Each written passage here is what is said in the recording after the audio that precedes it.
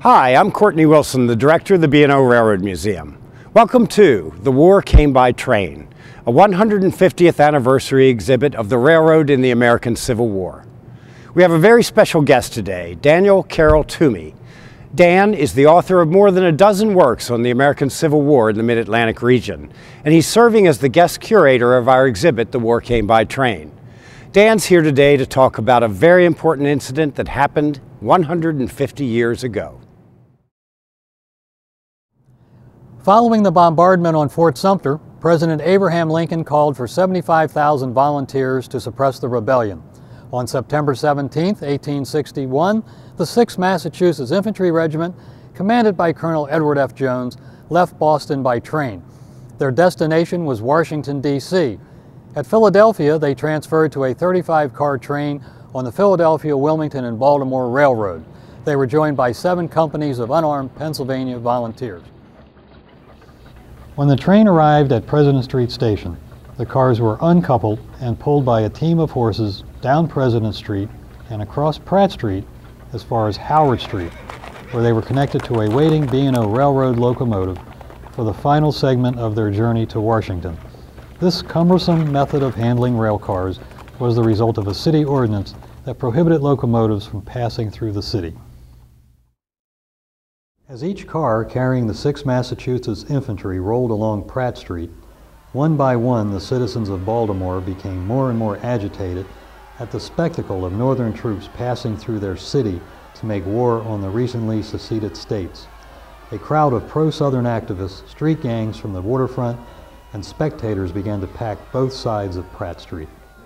Eventually, they completely blocked the tracks with a cart of sand and anchors hauled up from the nearby docks. 4 companies were cut off from the rest of their regiment. Captain A.S. Follinsby, the senior officer, formed the companies into a column and began to march along the tracks to Camden Station. As they did, they were showered with rocks and bottles, and eventually firing erupted between the soldiers and the civilians. Not until a detachment of 50 Baltimore City policemen arrived near Charles Street were the soldiers able to separate themselves from the rioters. By the end of the day, 4 soldiers were dead and another 3 dozen wounded. At least 11 citizens were known to have been killed and many more wounded. The survivors of the march joined their regiment at Camden Station and continued on to the nation's capital.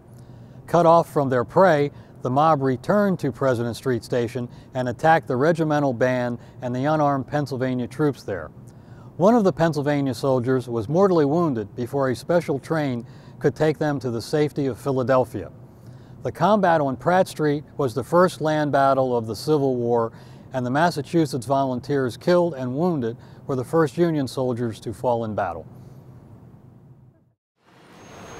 All aboard!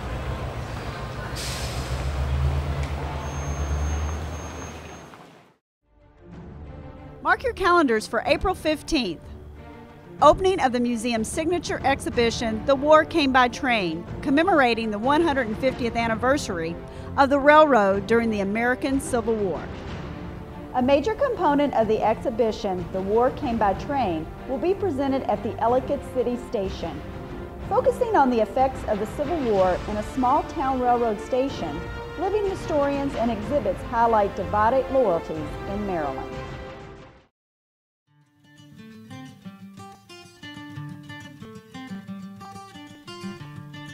Interested in learning more about the B&O Railroad Museum and Ellicott City Station? Follow us on Facebook and Twitter. With daily updates on upcoming events, coupons, photographs, history, and things to do in Baltimore, you'll never be off track.